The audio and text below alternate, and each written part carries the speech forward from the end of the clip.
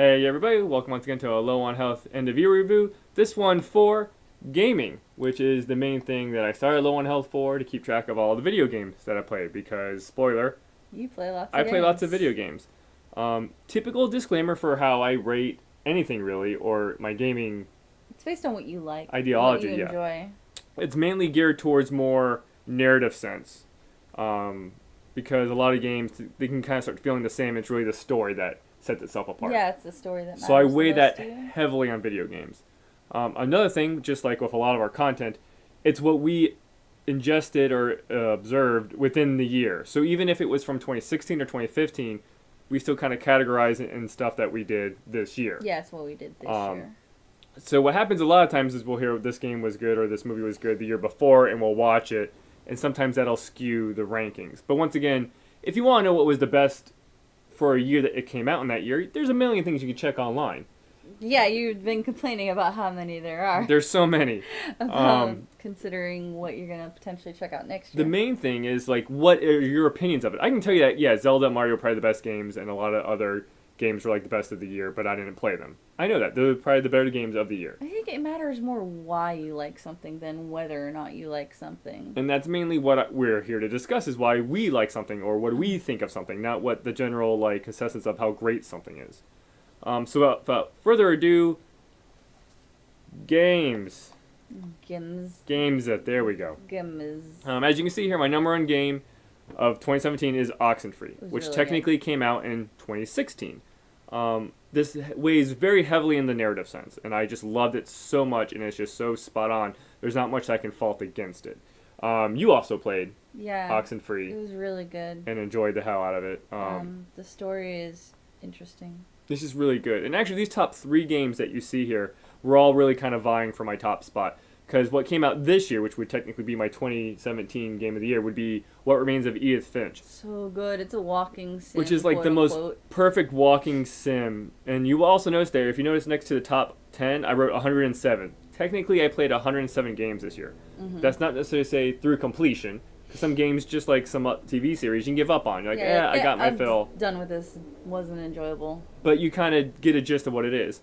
Next to that, you'll see 22 WS. That means 22 of those games I categorize as walking simulators, games that weigh heavily onto the narrative sense. Yeah, they're more about the narrative and the visuals than they are the gameplay usually. And I enjoy those a lot too. And the Telltale games are kind of what I consider like the evolution of point-and-click adventures, because they're not really Twitch-based skills. Like, if 80%, 75% of the game is more or less just narrative or walk-around storytelling, I consider that kind of like a walking simulator. In which case, Tales from the Borderlands, which is probably my favorite Telltale game now, was just superb. Like, it's just funny, it's quick-witted. We enjoy the Borderlands universe, but it was still just rock solid. Yeah, it's not like a Borderlands game, but the humor and the characters and the story are similar. It's just so good. Yeah, it's just really, really good. It is not the same type of gameplay, though. It's a walking sim, more or less. It's a point-and-click adventure. It's a point-and-click adventure with some QTEs scattered throughout. South Park, of course, it's good. Like, South Park was good. Butthole. Resident Evil 7, also very good. That's another one that you played. Yeah, there was one part I couldn't play through because it was just too creepy for me that I had you play one of the boss fights. Yeah. It's just really good. Like, it's fantastic. You could say it's a departure from the normal Resident Evil because, first person, etc., etc. Yeah, it was fantastic. It is very good. Like, it's a game that everybody should really play. Minecraft Story Mode, once again, it's a Telltale game, in which case the narrative is just great. Them taking that type of gameplay and design and applying it to, like, Borderlands or Minecraft was just superb. Yeah. In which case, you're not a big Minecraft fan, but you saw some cool elements of the game. Yeah, that's what I was going to say. I don't even like Minecraft at all. I don't dislike it. It just doesn't interest me, which is fine. I know tons of people adore Minecraft, and that's cool. It's just not my cup of tea. But the little bit that I saw you playing of the game, I enjoyed, and there were some really funny parts. It'll be okay as long as, and then... Boo. The cool thing is, like, the main story seems to happen in the first or two episodes, and, like, the rest is, like, what happens afterwards. It's really cool how the episodic content was handled. I don't remember your number 7 game. Did I see you play this? Wildlands. It was one of the big open, like I said, it was, like, my Just Cause Far Cry type of game where, like, you have a squad of people, you're going around. It's just I like those open-ended games where you're just going around and outposts. Firewatch, which once again was a game from the previous year, a classic good walking sim. Oh, yeah, that just is... good. It's just Japanese natsukashi. Um, It feels like a nostalgic game. good. And then Night in the Woods, a lot of people are also mentioning, I think it came out this year. I think this one's actually came out this year. It is very good. Like, it's on a lot of people's top 10s or honorable mentions. You need to get to playing it because it's just really good. It's very stylistic. The little bit that I saw of it I liked, which unfortunately I saw you play very close to the end. Yeah. So And that's then okay. I have Zelda Breath of the Wild in here because I played it, in which case, yes, it is good. I'm not arguing that. But from a narrative sense, it's very low. But I will give it props for its presentation and for its gameplay and design being It's like beautiful, top tier and it looks like the great. gameplay is decent. But the story, once again, I weight heavily on the story. It doesn't really have okay. that much of a story. And also, real quick, I want to mention if we go over here in the top left here, my gamer score hit over 300,000 this year. In which case, it's currently at 307,935, which is extremely high. Once again, I've had the Xbox Live thing for like 13 years. So if you're wondering if you had kept your gamer tag all that time, or if you didn't lose it, or if you didn't want to recover it from like going from a different Xbox, if you kept with it and kept playing it way too much, Yeah, you play more games. you than could most be people. up there at 307. You play more games than most Now, people, of course, though. what we're going to do is just go through the long list of games here, and we'll just call out some highlights. As you see, as we're scrolling down here, you'll see some that are underlined, like this right here, Firewatch. Everyone that's underlined is what I would consider a walking sim. Inside is like a walking sim puzzle game. It's a puzzler. It's a puzzle game. It doesn't yeah. really have that It's like strong of a Limbo. narrative. Oh, it does though. It does, but the thing is, if I categorize whole walking story is sims as just basically like narrative. walking, like literally walking. That's a side scroll. It's a completely different It's a thing. side-scrolling Yeah. puzzler, Yeah. but I adored Inside. I like the new Hitman. I played through some old LucasArts games, so Monkey Island. You'll see a bunch of other games like that. Try Layers of Fear. You liked. Yeah, I adored that game. That game's really good. It was really good. You were worried it would be a bit too scary for me, but I'm like, oh, this is the best. Yeah. What a lot of people don't realize too, a lot of the games you see here, Xbox Live or PlayStation Plus, they give you a lot of free games. You're getting almost 50 plus free games from them. Give them a shot. Try them out. Even if you don't like them, that's fine. But that's where I get a lot of my games. That and GameFly, which I'll go over later. Back to the Future Telltale, we did. Rise was pretty. Rise was extremely pretty. What else? Abduction was really cool. Little Nightmares, really good. Oh yeah, Little Nightmares was really good. It's creepy and interesting. There's another Telltale Batman game, which is also good. Let's see what else we got. You didn't see that? My farm and sim games, which I always thoroughly enjoy. There's almost kind of like walking sims, but not really. Farming simulator games. Ryan was pretty too. Ryan was extremely a lot of pretty games this year. What else we got here? Grow Home you enjoyed and a grow lot. and grow up, which is like the Grow Up, yeah. the more bigger arcing version of it. What else we got here? A lot of like Kentucky Route Zero. Those are all kind of like old school point and click adventures, really stylistic. Watch Dogs Remastered. I played through there are a lot of remastered games, and I've been harking like the PlayStation, like, hey, it's a PlayStation 3 game, but now on the PlayStation 4. But I did like Bulletstorm, Watch Dogs. Later on, you'll see Rogue Trooper. I was extremely disappointed with Agents of Mayhem. Yeah, because it's supposed to be a spiritual successor to Saints Row, which is one of your favorite very games. limiting, very just, I guess we can only go so high up with everything that they do.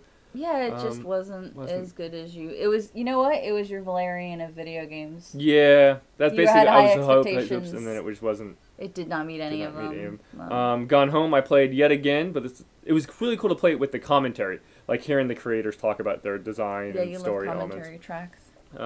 War of Shadow of War, the follow-up to yeah. I played that a lot. Like, yeah, you did. I really grinded it out because it's just fun. It was a better Assassin's Creed than Assassin's Creed. Yeah, and I mentioned, like, right after that, I played Assassin's Creed Origins, in which case, it just, running around and doing stuff felt more freeing, more fun. In Shadow of War. In Shadow of War, which makes more sense. It's more mythical and magical, and you're dashing around and stuff. And we kept joking when you were playing Assassin's Creed, we're like, Talion could do that. Because I would fall or something. It was just like, I just want you to move faster. And then you see Wolfenstein, the new Colossus. A lot of people are giving that nods, and it's a good first-person shooter. I just don't know what the big acclaim of it I is. don't think I saw you play that either. Technically, Modern Warfare, the remaster, would probably be like my game of the year in the top 10 because it's still a solid, like what a lot of shooters are based off of now, or like the first really solid good one. Too many gunshots. And with the visuals, it just looks great. Need for Speed Payback, which is actually really good. What else we got here? Another point-and-click Star adventure. Wars Battlefront. That was you good, but mention that? it got me in trouble because the sniper rifle has a nice doom, doom kind of noise to it. And when you sniper rifle a bunch of people, it's like doom, doom, doom, doom. And apparently that sounded like drums, and I got a noise complaint because now I live in an apartment, so people care about that stuff. Hellblade: Senua's Sacrifice. This is a game that is just beautiful looking, and it uses. This is the game you have to play for headphones, and you get the binaural sound. In which case, following up with Star Wars Battlefront, I realized, hey, fine, I'll wear headphones when I play some gaming when it's late at night. And what I realized is when game developers are building these games, they're not building them in a living room. They're building them at their desk or cubicle with headphones on. So the soundscape is actually geared more probably towards headphones. So as I was playing other games, I noticed more things with headphones on.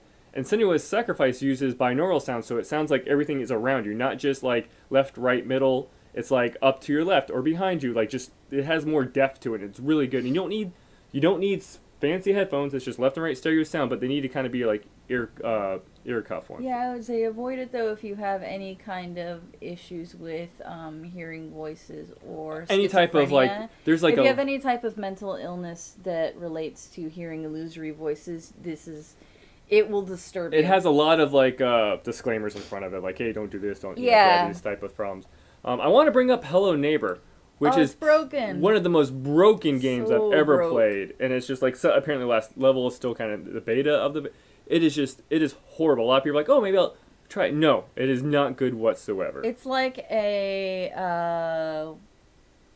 alpha release Steam game. Yeah, it just felt like they had to push it. It felt like that. It's just broke. I did spend a lot of time with Sims 4, which I'll probably actually jump back to it later down the road, or maybe get it for the PC. But I was surprised by how much I was just enjoying it. Like they've really come a long way. And I know Sims 4 has been out for a very long time. Yeah, I don't know how you could stand to make just one character. Yeah, I could. Yeah, but you played the heck out of that. And then what I want to do real quick is jump over to here. We're going to look at next year's games. Currently, what's going to start me next year, there's Sims 4 for my Gamefly. That's just, it'll make it back there. I'll probably be playing through the LA Noire remaster very soon. I don't like Noire. Yeah, you're not going to. But once again, it's another remaster of a game that was from a previous generation. Whatever. But we got we're gonna play Walking Dead soon. Yes. The newest one, Monster Hunter, which I'm kind of looking forward to. Metal Gear, meh. Sword Art, meh. Attack of Titan might be good. Hopefully. The Devil May Cry collection. I love those games. They're fast, so it's gonna be interesting to see what they look like now. Sea of Thieves is of course a pirate game, but it's co-op, so I might not do it. You enjoyed the last couple pirate games you've played. I am looking forward to Far Cry 5. Far Cry 5. I really need a good like open world game to play. And I'm really very much looking forward to Far Cry 5. This is a game, like almost how Agent of Mayhem was last year. I was really looking forward to that. That was kind of like the game I had my focus on. This year it's going to be Far Cry 5. Yeah, I'm looking forward to that. Also, We Happy Few. Which maybe will come out. About that well, game it's like it's out early and it's not. It's. I don't know. I'm looking forward to that whenever it does come out. Also, Red Dead Redemption. That could be. I mean, it's the next game from Rockstar. They always put a lot of time and effort into these games. Like it could be very, very good. It probably will be very, very good.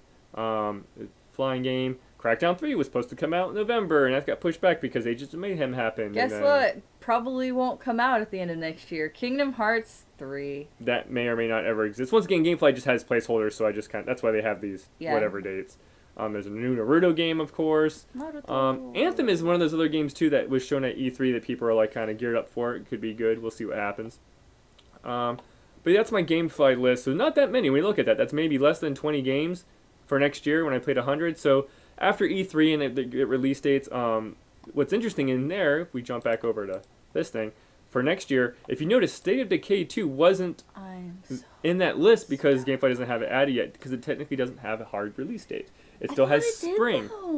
But State of Decay 2 is something that we're going to build you a new PC for, so you can play it on the PC. You'll also get it on the Everywhere thing, so you'll be able to play it on my old Xbox One. I have a new Xbox One X. We'll get to that later. I played the crap out of the first game. I got literally every single achievement. I love that game so much. I still think they should have called it State of Decay 2 State of the Union. That would be cute. Missed opportunity. That would be cute. And then the other games, this is kind of like what we currently have in our back. This is like the back burner to maybe get to on the next year. Rose is one of these Observer, which is from the Layers of Fear people that we mentioned earlier. You have the Homestuck game, which is Hivestuck.